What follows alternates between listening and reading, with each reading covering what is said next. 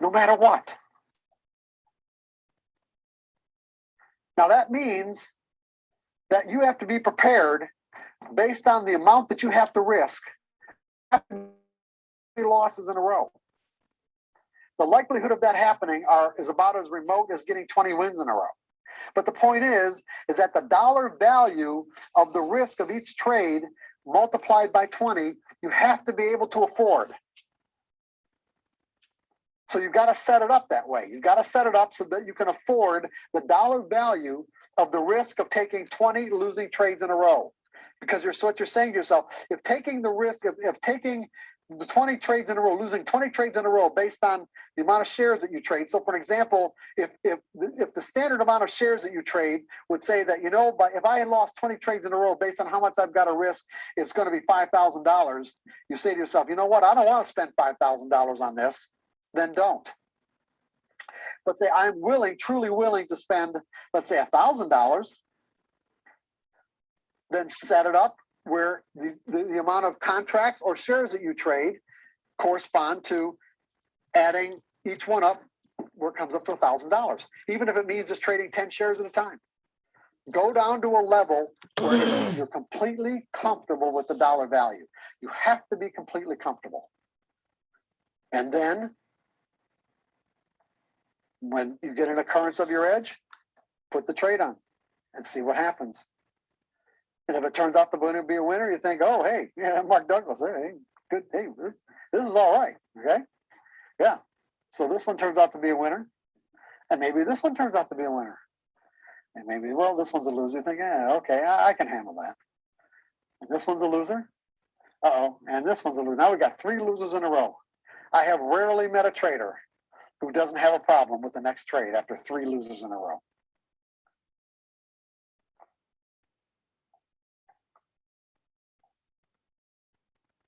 You made the commitment to take every single trade. When the next one comes up and your mind is screaming, no, it's a loser. Remember how our minds are wired to think? Our minds are wired to think that way, but that is not the truth.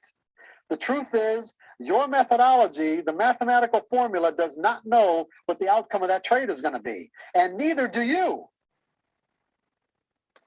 You got to take it anyway.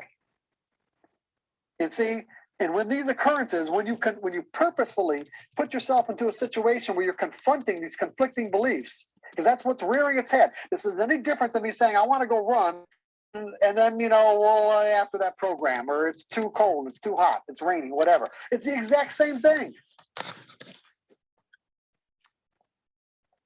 You put the trade on anyway, and it turns out to be a winner, you are convincing yourself that you don't know what's going to happen next. Because you created an experience that directly contradicts what you thought was true. You actually created an experience that directly contradicts what you thought was true. And the more of these you run into and the more times you do it, all of a sudden, you're not thinking the old way anymore. You are truly and genuinely learning how to think in probabilities. You are integrating thinking in probabilities as a core part of your trading personality.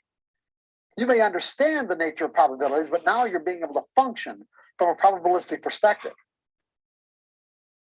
Because what you're going to do is you're going to do this exercise until you can do it flawlessly.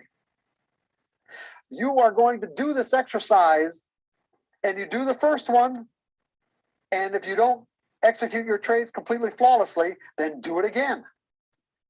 Now, at the end of a sample size, if you don't like the outcome, if you don't like the results, meaning the amount of money that you made, or even lost for that matter, because that's possible, you don't like the bottom line, you can tweak your variables. You just can't do it in the middle of a sample size. If you want to change your... All right. How's it going, guys? I'll go ahead and get started. So ACAD. I was expecting an accumulation anywhere here, really, because of this push down here. It's about 50%. So I'm really just kind of waiting on like a sign of strength or something. So I got my alert up here. But yeah, we're gonna be watching that tonight. I'm gonna be up trading London tonight.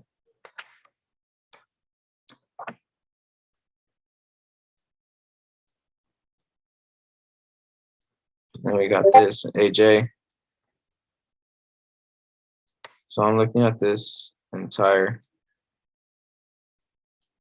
push down here, about the 80%.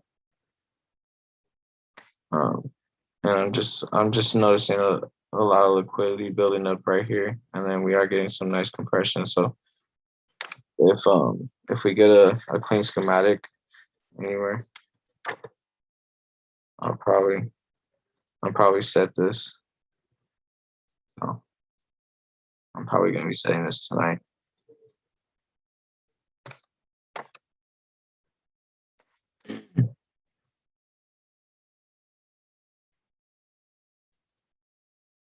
EuroCAD.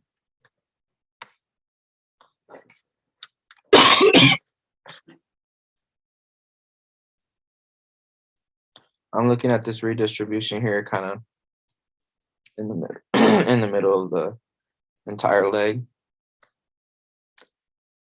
But I don't know, it just stood out to me, and this last push up is pretty nice, and there's a lot of imbalance to be filled in here. So if this continues to move up the way it does, then I'm gonna be saying this tonight too.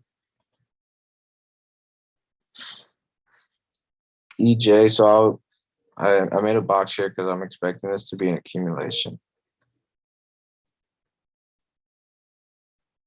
So if this is our STNB, then all we really need is a sign of strength or a spring and then break a structure. So keep our eyes on this.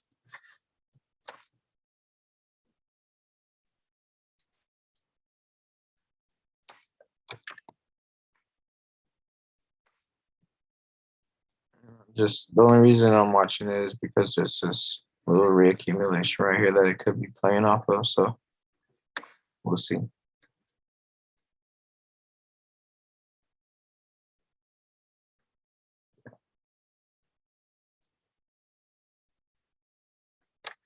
EN. I want to see this come a little lower before it accumulates. So that's what I'm gonna be waiting on. But if it doesn't, I'm expecting it on the higher time frame to come up and distribute here or even higher. So that's what I'm looking at.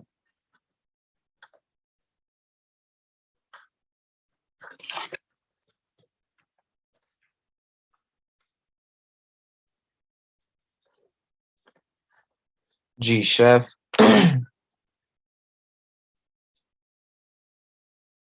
So I was expecting an accumulation anywhere in here. Didn't get much of a great one. It was like a 5-minute type 4. Yeah. You got a type 4 right here. You got this push down.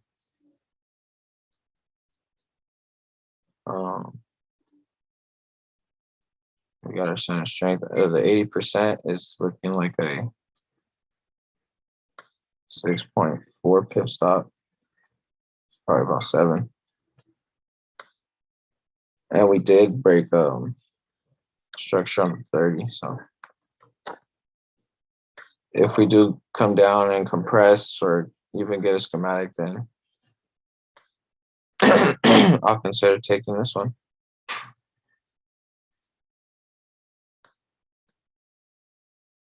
And ZD shift. Same thing as last night. Still looking at these 2 cells here. But honestly, just gonna be kind of patient on them. If I have to wait till next week, I will.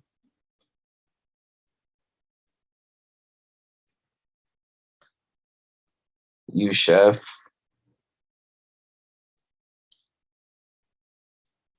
I am watching. I am watching for this reaccumulation here. This last push down right here is what I'm taking. It's the last thing that tapped into mitigated this whole area right here. So, and then we got our breaker structure, or high, whatever.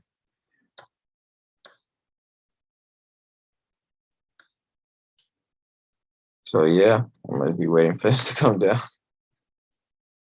It's a 10 pip stop, closer to 11 probably. NZD Chef. We got this accumulation here inside of this larger accumulation. So I'm just waiting on it to come down. It's compressing nicely. So this is also about a 7 pip stop. I've got a few trades for tonight. I'll be sending them in the chat. So we'll see about this. Yeah. UCAD. I do expect this to come down lower and hopefully like accumulate, because we did get this accumulation and we also did get a fractal one inside of our spring. So hopefully it can come down and accumulate. If it does come lower, it's because on the higher time frame, there's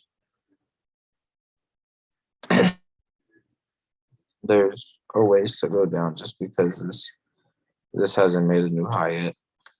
So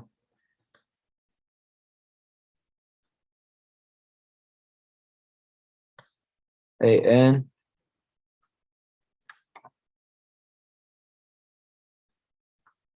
So this has been coming up slowly for a while. And I was just looking at the 4 hour. The next area I think it'll play off is a little bit higher. So I was just looking at the 5 minute. I'm thinking this is probably, this is a reaccumulation. So I'm taking 80% of that shakeout and then just, yeah, that's it. Taking 80% of that shakeout. But I'm probably going to be looking for like a 1 minute schematic somewhere in here. So yeah, we'll see how that goes.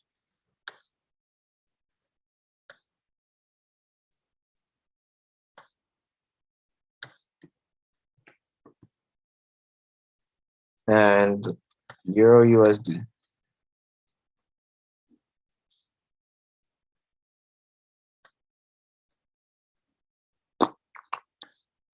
What was I looking at?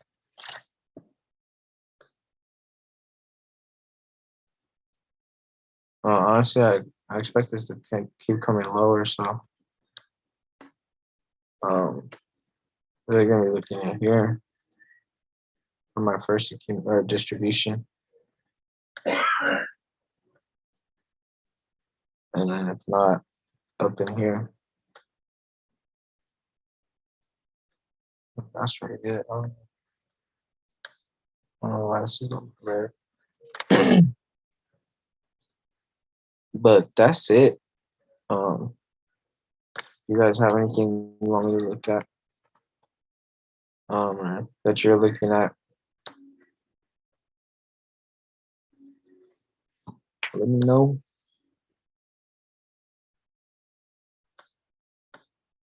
For Shelly.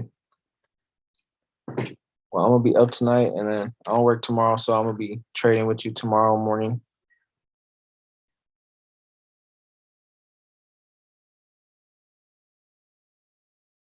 That is true.